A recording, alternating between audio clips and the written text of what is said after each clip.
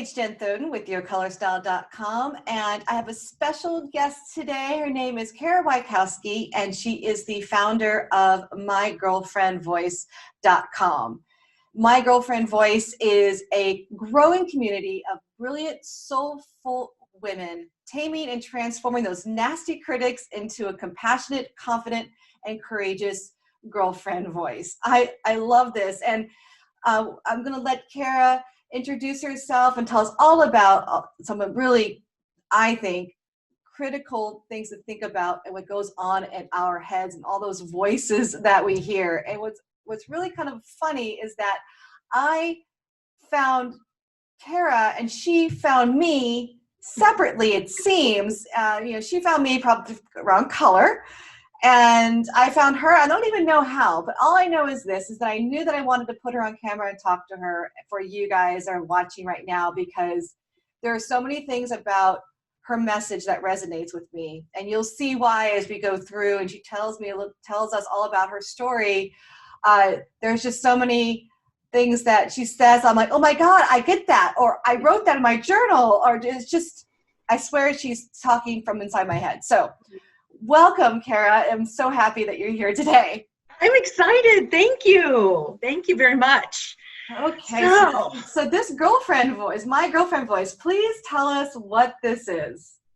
So I think, as you mentioned, the inner critic. Everybody is familiar with these harsh, pervasive voices in our head telling us we're either not good enough or we're too much, going back and forth, and they tell us things that we would never want to repeat out loud.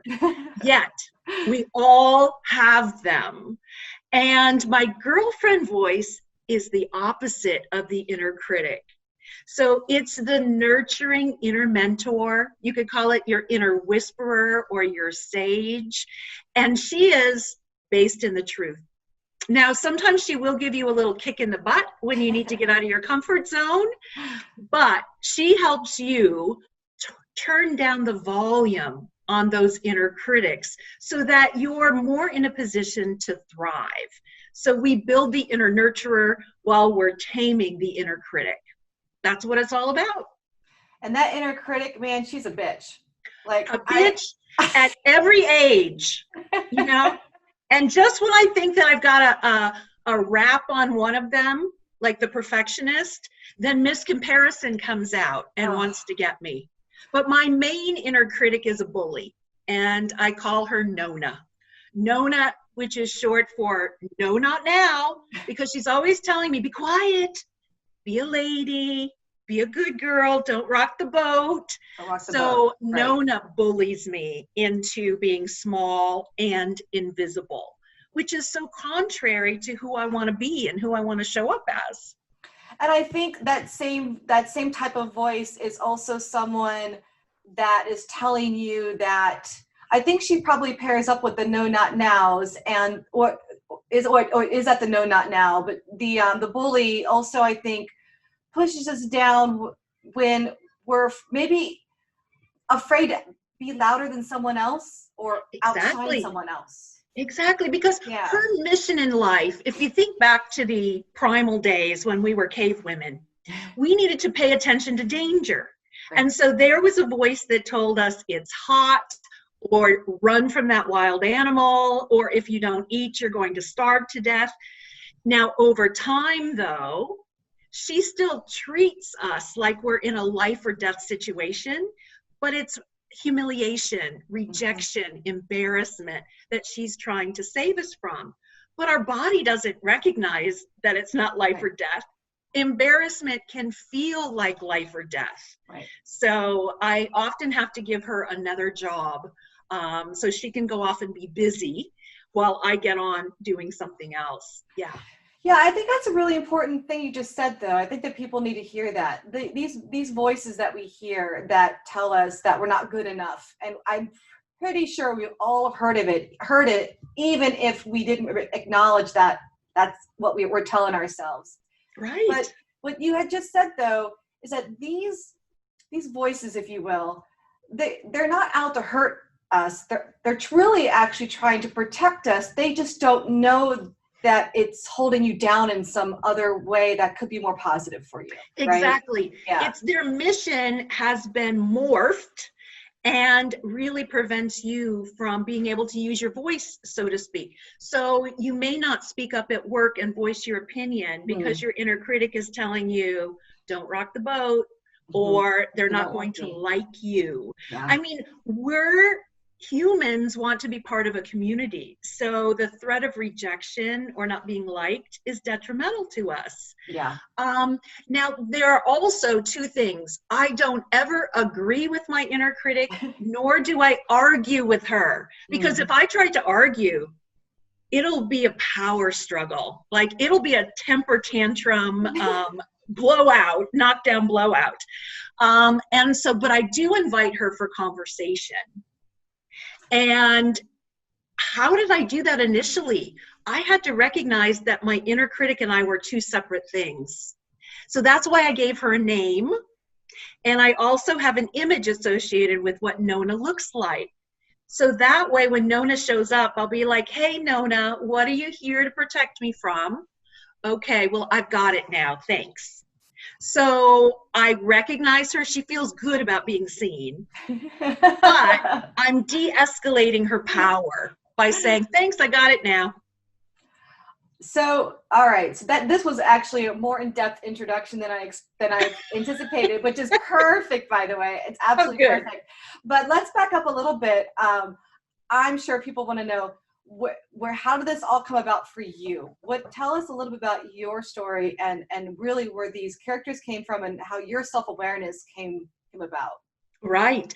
Well, I would say that until about 2007, 2009, my coping skills were non-existent. And I blamed everybody else for being unhappy.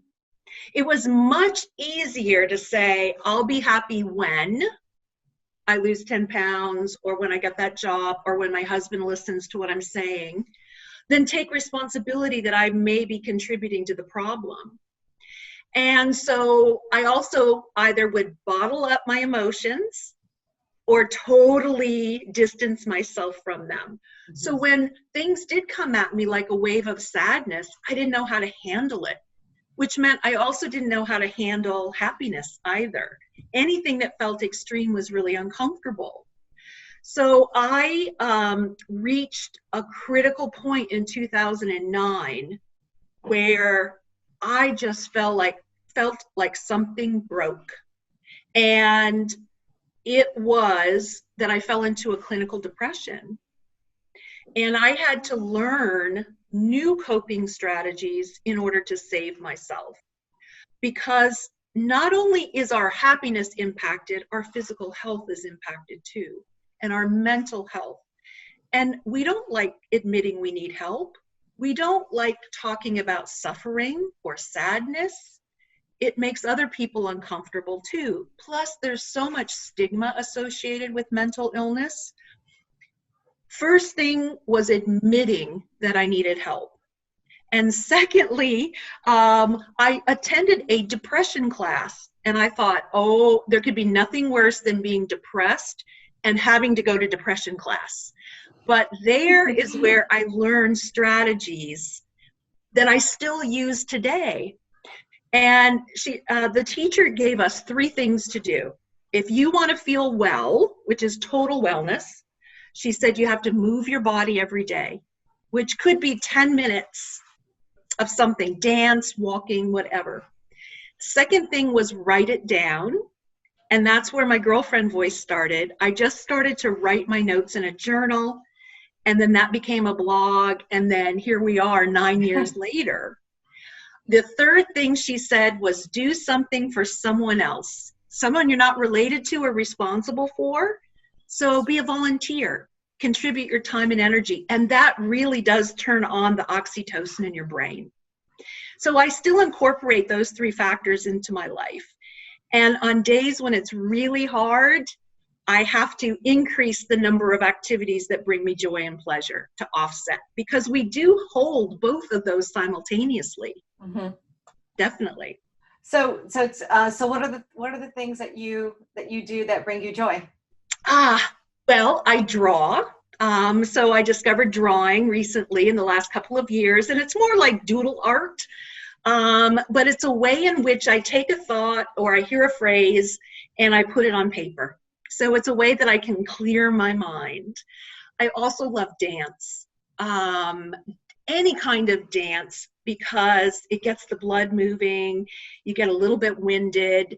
Oftentimes it brings you back to great memories when we're dancing to the disco hits of the 70s and 80s. So I move my body. I also like to dabble in paint or make jewelry or do some beading work, all kinds of things with my hands. My grandmother taught me all of the knitting, crocheting, embroidery, because all good girls needed to know how to do that. So I'm a big thrift shopper. That's something I also do, is I'm always looking for ways to decorate. And that's kind of morphed into my girlfriend voice too, in that I help women dress themselves to reflect their personality. And first we have to tame the inner critic. Which is so true, right? Because you could tell them until you're blue in the face that this particular, top style, whatever, looks amazing on you, but they might be like, oh no, that's absolutely, that's too young, or that's too bold, it's too bright, that's too whatever, right? Yeah. Or they'll say that'll be great for you but not for me.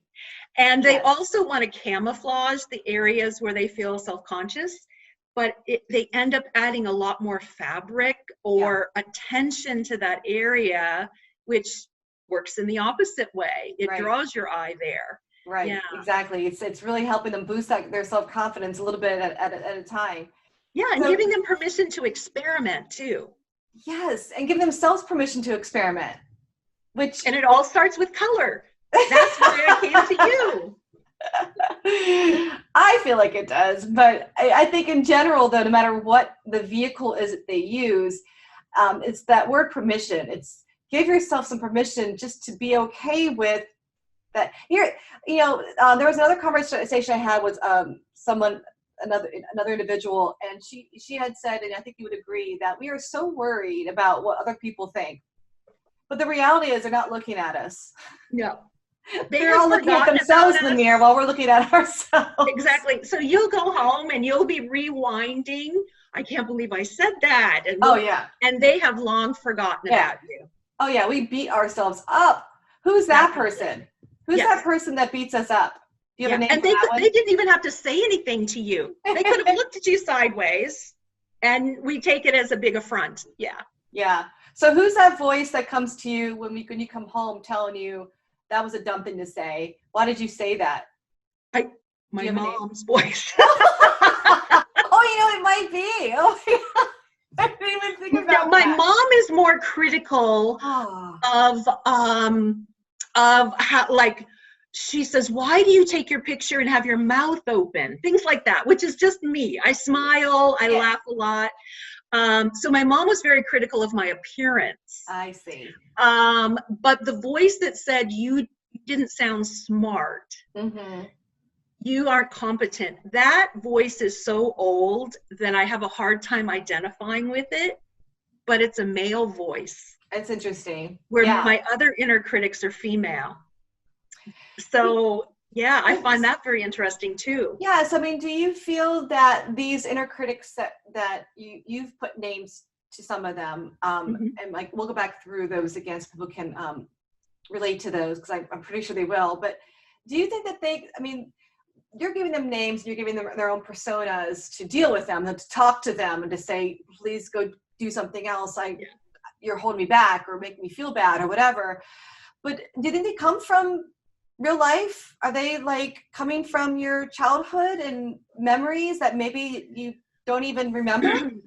Definitely, I was impacted by some events in grade school where maybe a teacher said something harsh, or I didn't quite understand why something went down on the playground. So we are constantly soaking up social cues.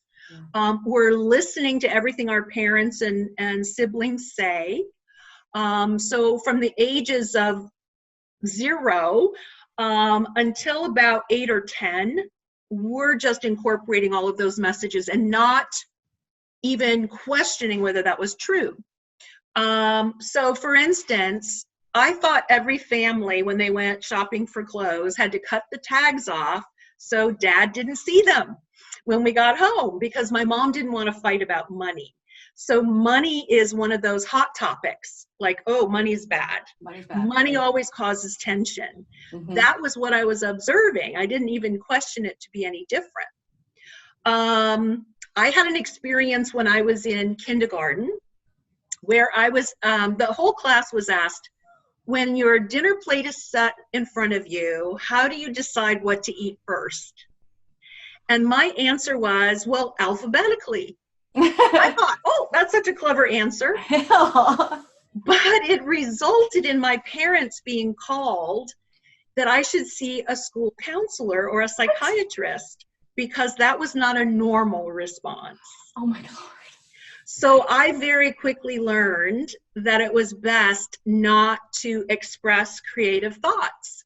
And I don't think I did again. I remember in 3rd grade, I wanted to paint trash cans so they were more visible, so people wouldn't litter. That was my idea. If you could see the trash can and it was cute, then you would beat it.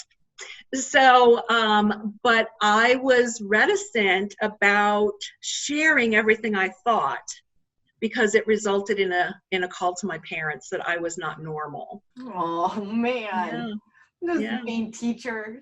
I know. I think it's very clever. You should always eat your alfalfa sprouts first. Well, now it completely changed. I want to eat dessert first. Yeah, apples and asparagus. Okay, here we go. There you go. Yeah. The funny thing is, I will think about that when I sit down and I look at dinner. I'll be like, which one should I eat first? Yeah. And then I was also getting the message more in high school that you couldn't be smart and pretty. Yeah. You couldn't be smart and popular. You had to make a choice. And it actually impacted me a long time into my adulthood, that I thought you couldn't be smart and sexy. And so I've really had to do some work there to let myself be both and. Yep. But yeah. Yeah, I did a lot of work on myself after my divorce. And one of the things that came to light was that inner voice that said, basically, it's combined with what you're saying, like you can't be all these things contradict each other. Right. And it was combined with don't shine too bright, because it'll make somebody else feel bad. So I was an excellent student. I was like, school just came really easy for me. I don't know why, it just did. And I was like taking calculus my senior year. And I remember I used to hide the fact that I was an A student, and I used to hide my books when I was with my friends, because I didn't want them to know that I was. And the thing is that it's not like smart is nerdy, or in school these days, and even back then, it wasn't like it was uncool to be smart. It was just something, for whatever reason, was telling me that it's just not going to be appreciated. It's not going to be appreciated, especially when someone else is getting a C or a B or struggling in the class. They're not going to want to know. So I would do stuff like that, and. So we would hide where we were shining, and we wouldn't even celebrate it, even in a private way. Yeah. So it's taken a long time for me to really celebrate. Like, I had a life coach for quite a while. He's actually not my business coach, but he's like, how are you celebrating? Whatever the win is, how are you celebrating? You make sure you celebrate. And that was a very new concept to me. Several, if you not that long ago, maybe 5 years ago, celebrating a win was just not comfortable. I know, it's still uncomfortable. Sometimes, In the girlfriend gathering, which is the private group that we have, well, we also do it on Instagram, but every Friday is Thank Goodness I'm Fabulous Friday. Oh my gosh, I love that. And it's a reminder to celebrate your fabulousness. But people struggle to write down in the comments what they're celebrating about themselves. And I get that. Yeah. I get that. Yeah. I mean, like, I remember, like, he's my coach has like made me say things like, because I'll say something like I'll say something like kind of passive, like, well, I'm like, well, I mean, I guess I'm kind of cute. I mean, I guess, and he's like, no, you need to say that different. You need to say that different right now. And I'm like, I'm cute. Like, he's like, no, you need to own it, and he would make me do it over and over and over again. Right. I'm like, oh my goodness, this is exhausting. I think we think about all of the positive affirmations and everything we want to attract to our life, but we forget about the negative comments we make about ourselves, not just our inner critic, but ourselves too. And by repeating those, like, we're living up to that belief.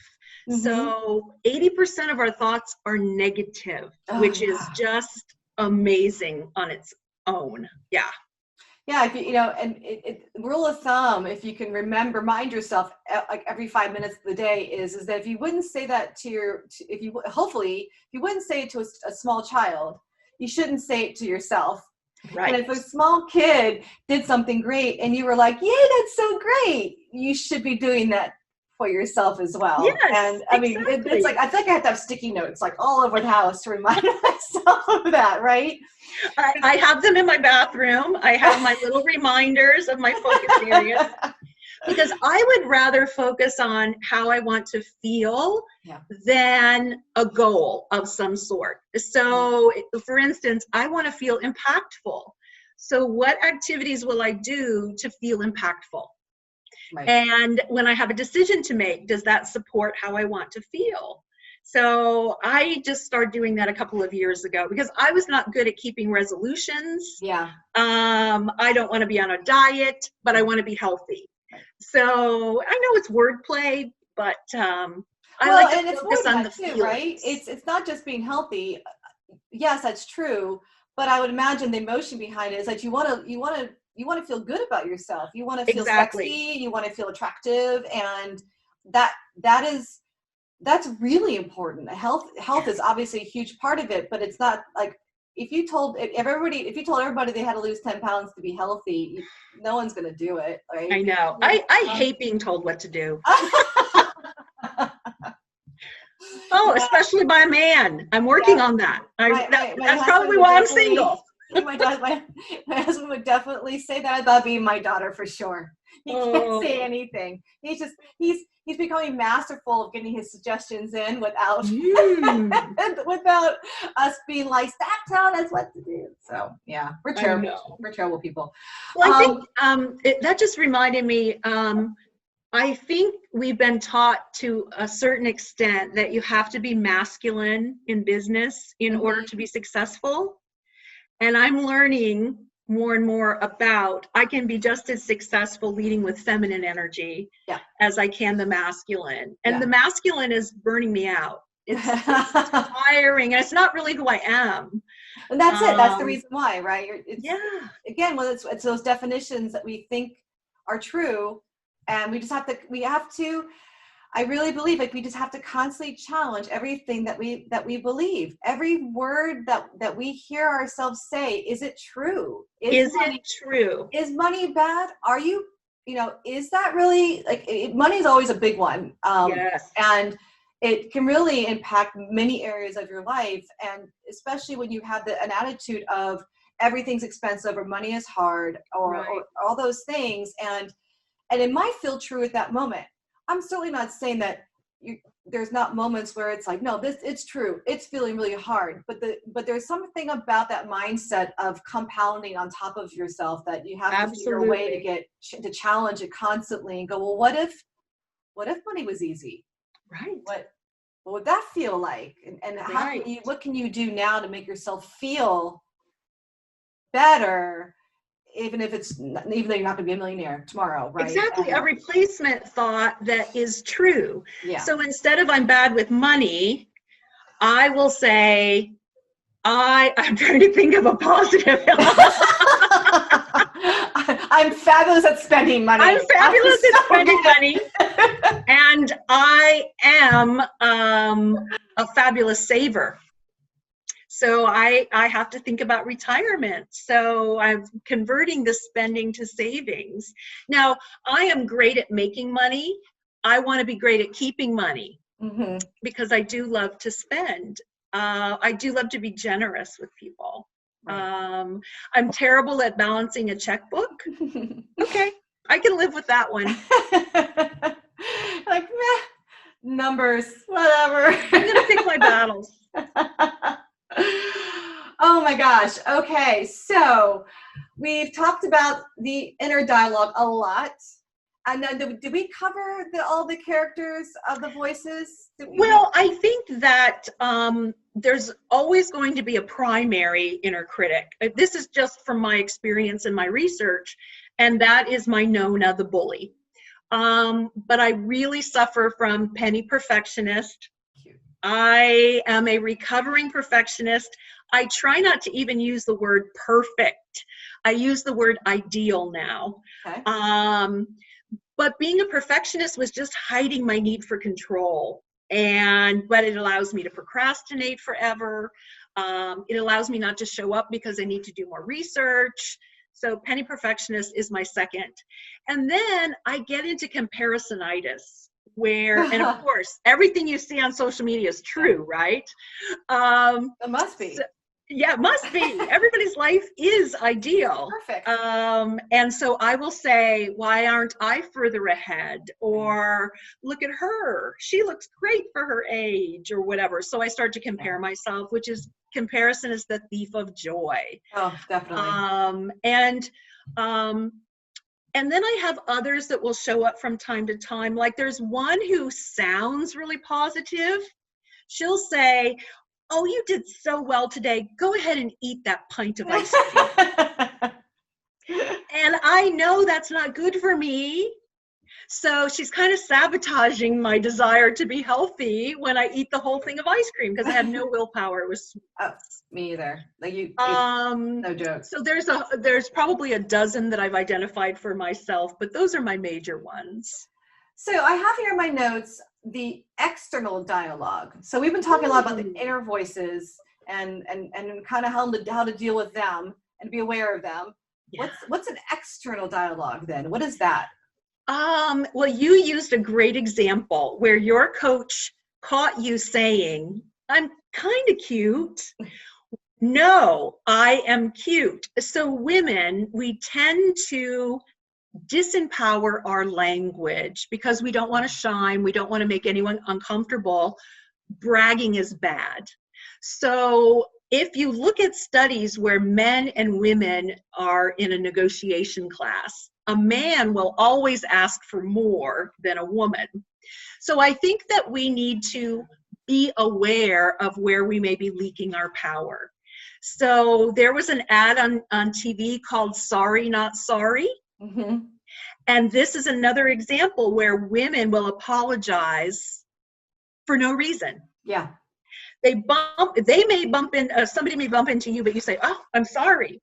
So it's our nature to apologize. It's our nature to say things like when you're writing an email, I hope you remember me, or I'm sorry to bother you, where instead of starting strong, we kind of creep in under the fence. So being aware of where we may be disempowering ourselves in our language.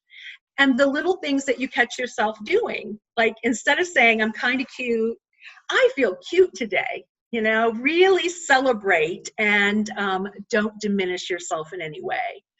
I don't like the word try because try leaves room for you to cop out or quit. Yep. What's another word I don't like? I can handle the word no. In fact, I think that's another thing women need to learn how to say is no. And no is a sentence in and of itself. But I'm trying to think of what my other pet peeve word is, and it's just not coming to mind at the moment. Well, with you talking... Maybe, that's it. Oh, maybe. Yeah, it's a good one. Make a decision.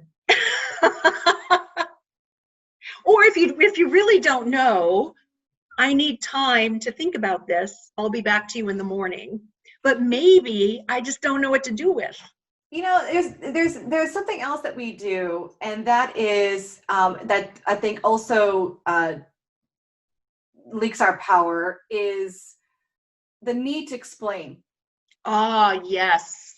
So you maybe you triggered it when you said no, and that's period. That's a full sentence. But we don't do that. We have to go no, and then come up with a whole dissertation, so the other person doesn't feel bad of whatever the no is, and then because so much power has been lost, you might end up doing it anyway because you forgot that you said no an hour ago. Exactly. So you wasted an hour, and then you do it anyway, Yeah. and what happens? You feel resentful. Yeah.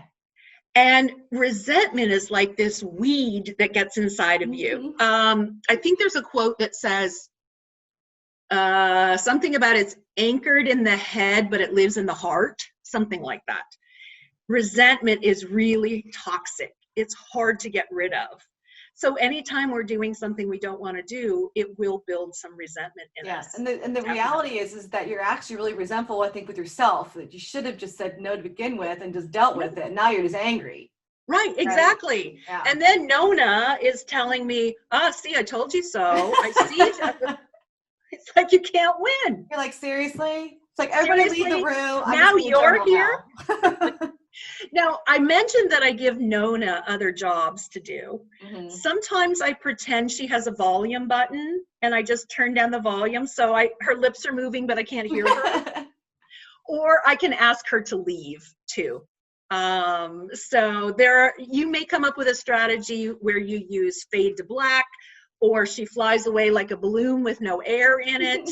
But whatever you come up with, just visualize that process happening. Do you draw her in your drawings? I do have a picture of Nona. Do you want me to get I don't know. It's not in this notebook that I have out. It would be hard to get it out. But just for everyone who's watching, Cara has some really wonderful drawings from her journal scattered about in her blog.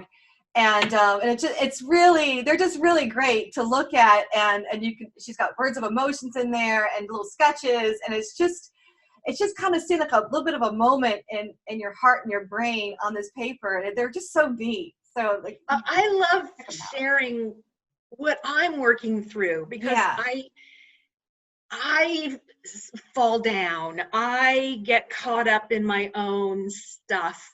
But I can share what I've learned and what I know works well.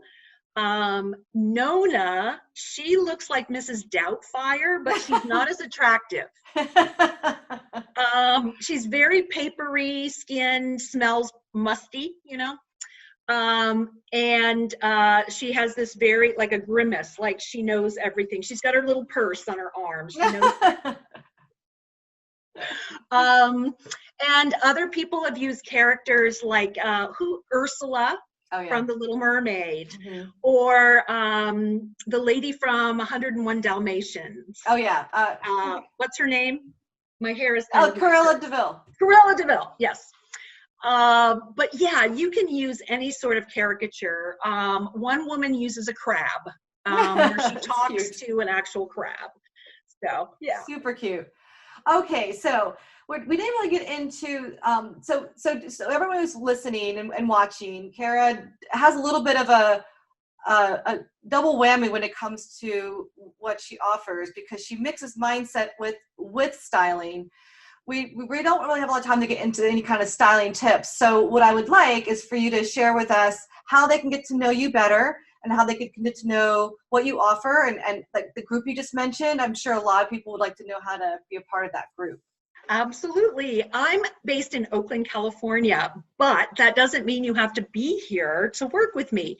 My website is mygirlfriendvoice.com, and you can find me on Facebook and Instagram under My Girlfriend Voice. And there I'm posting a lot of daily content.